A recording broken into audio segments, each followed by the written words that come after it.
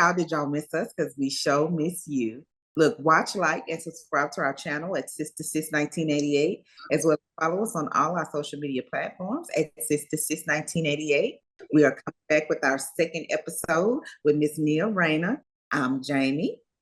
I'm Latoya. And I'm Calandra. And we're just going to dive right back into it, Nia. So my next question, so the premise of your book, Rise, and how to overcome challenges in order to live the life you want. It centers around overcoming challenges to achieve your goals. So can you share the personal experience or insights that inspired you to write the book and explore the topics of the resilience and goal setting? Yeah, so Rise was an idea that I've always had in my head for a long time. And I would say for a couple reasons. For me, growing up, I grew up in New York City with a awesome, badass Puerto Rican American family, and my mother instilled a lot of core values in me that made me the woman that I am today. One, just having a sense of independence. Two, just being a hard worker. And three, just going after what you want and not having anyone tell you no.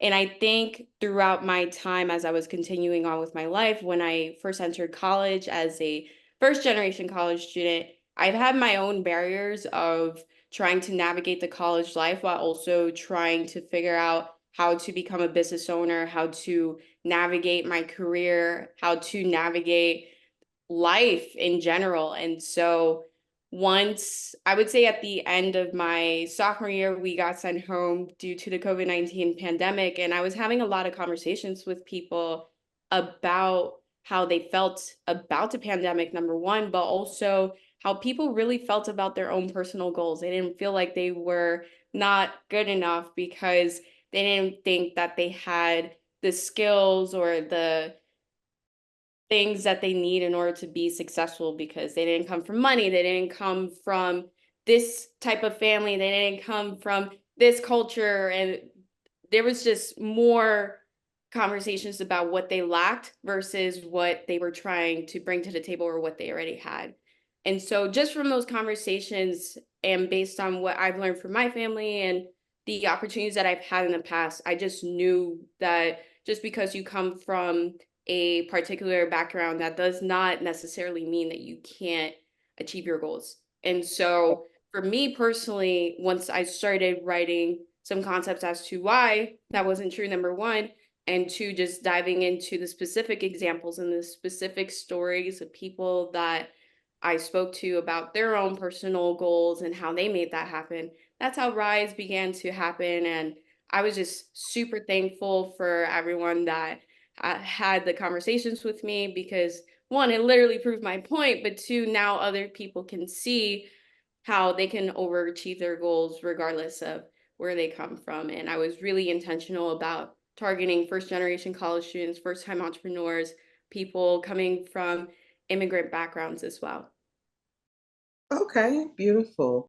So, developing a vision of self tailored goals is a key aspect of your book. So, can you elaborate on the process of helping readers define and pursue goals that align with their individual aspirations and their individual values? Yeah. When it comes to having your own vision for yourself, you really have to think about what inspires you, what allows you to keep on going every single day, and what is it that really makes you tick, your talents, your strengths, and even think about your weaknesses as well. Because when it comes to having a vision for yourself, one, you have to think about where you currently are, and then the second step to that is thinking about where do you want to be, whether it be by the end of this year, by the end of next year, next 5 years, next 10 years, always thinking about what you want for yourself in the future and always trying to invest in that future self, not just thinking about what's going on today. And so when it comes to what the book talks about in terms of developing that vision, you really have to think about one, your own core values. What was it that you had growing up that was instilled in you?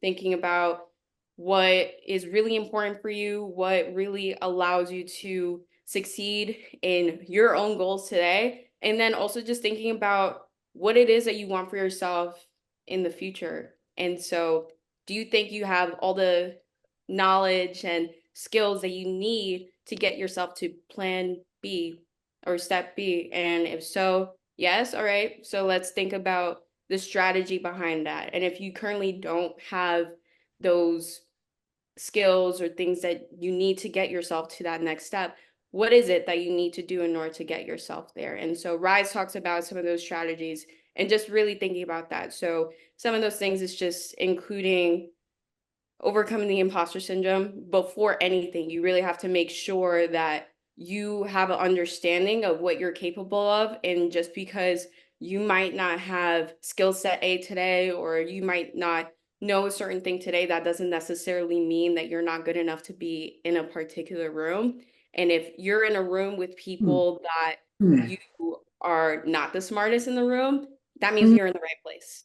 And then, in addition to overcoming the imposter syndrome, also just learning how to become your own superhero, really thinking about why it is that you want to achieve this goal in the first place, and just really envisioning what you want within the future and just building that overall confidence to get yourself to that next step too. Okay. Well, you actually just mentioned about like some of the strategies that are in the book. Can you provide us with some of the practical tips or examples from your own experiences or those that individuals that are featured in your book, and how to illustrate the effective application of these strategies?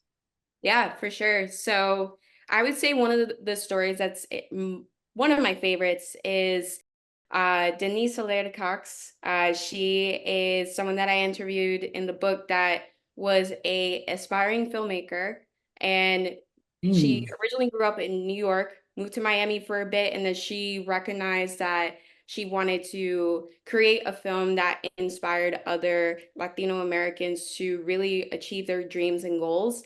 And something that was really important for her as she was developing her films and her journey to becoming a motivational speaker as well was to really think about her why. Why is she doing the things that she's doing? And to who is she serving, what would be really important in that film, and what makes her different from everybody else. And so as she was going about with her journey, she recognized that there was a need in the market to really highlight Latino Americans that were trying to navigate living in the United States and having two cultures at the same time, and trying to navigate the mental toll beyond that. And two, just really recognizing that just because you may be the only person in that space, or you may be someone that there's not much representation of you just yet, it's okay to be the first. But if you are going to be the first, just making sure that you make room for others to follow you in the long run. So as she was creating her films, she really highlighted stories of people that, one, shared the experiences, but two, she allowed them to really continue on their own stories and just really highlight themselves as well. And I think as I was writing the book, I was just super inspired by her stories to making her film happen, being Enye. That's the name of the book, the film, and I'm just super proud of her. And yeah, I think everything that I've learned from her, I try to incorporate in my book as well. So it's definitely a full circle experience for sure. Okay. Okay. Can you describe a significant obstacle you faced in your personal life while building your business, and how did you overcome it? Yeah, that's a great question. I would say for me, as I was trying to publish this book and to become an entrepreneur, I think one, there were a lot of physical and mental barriers that I faced. As I was writing my book, I had the opportunity to be approved by a publisher, New Degree Press, and I'm super thankful for that.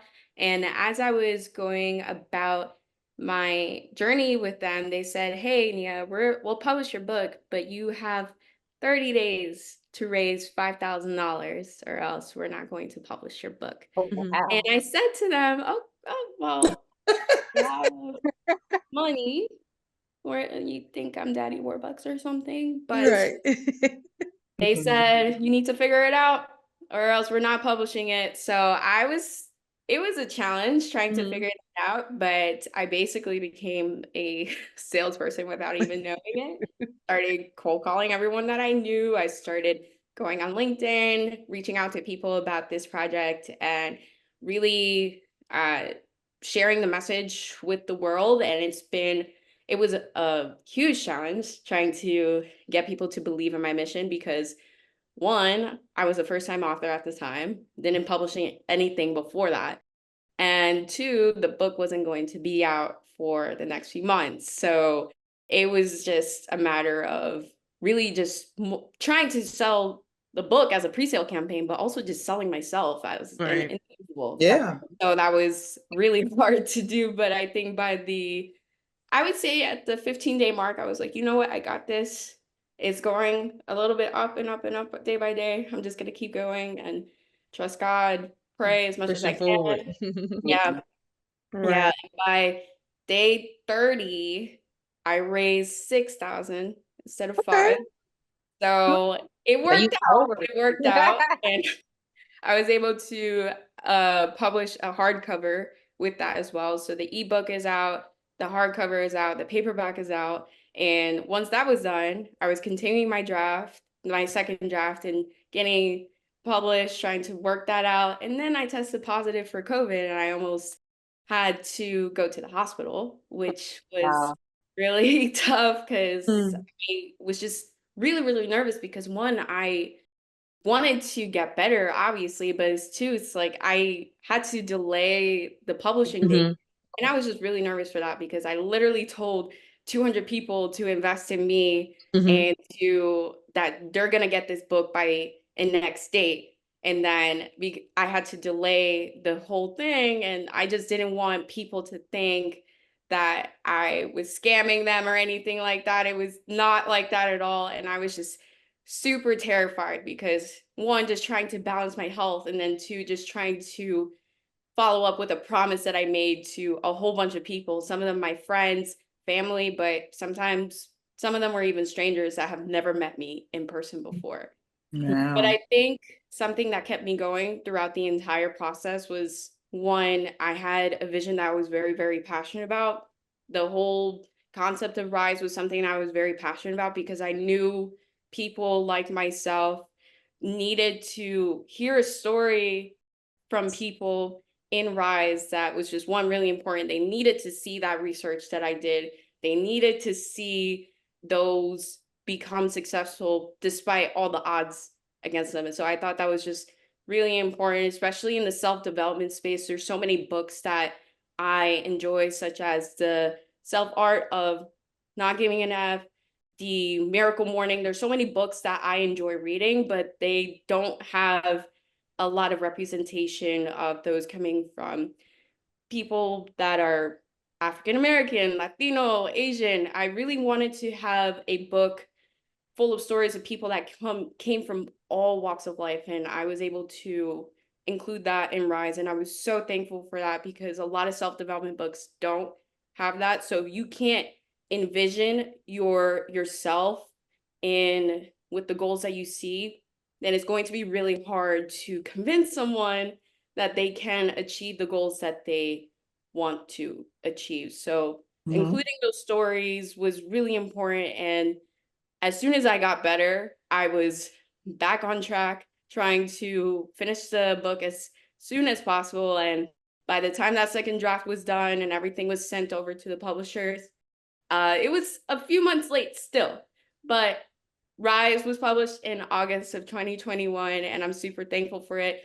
And thankfully, most people were understanding about my situation. So I didn't have anyone coming to my house with any pitchforks or anything like that. Oh. Thank God. But I Want think, their donations back. yeah, yeah. It was scary because it was a lot of money, and I just didn't want anyone coming for my neck. But Right. I think at the end of the day, I think people understood that I was trying to do something that was really big. So I got some slack. Okay. Oh, well, good job for you pushing through those challenges and sticking Really, to your vision. really, it's like you became a marketer slash Spokesperson. spokesperson all in one, all at once. Good job juggling that though. Good job. Good job. So, what is the most important lesson you've learned about yourself within your life?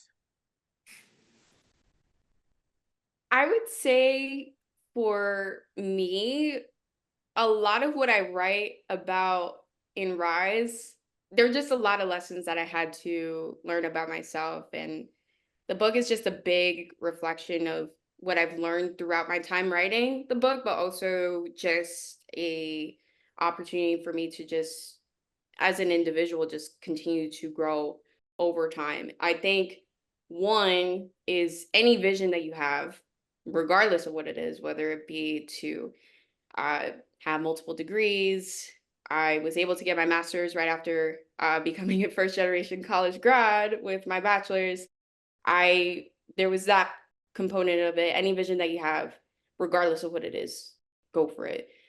The second thing I would say is, in addition to that, just making sure that any vision that you have, you just put in the work to make it happen. And if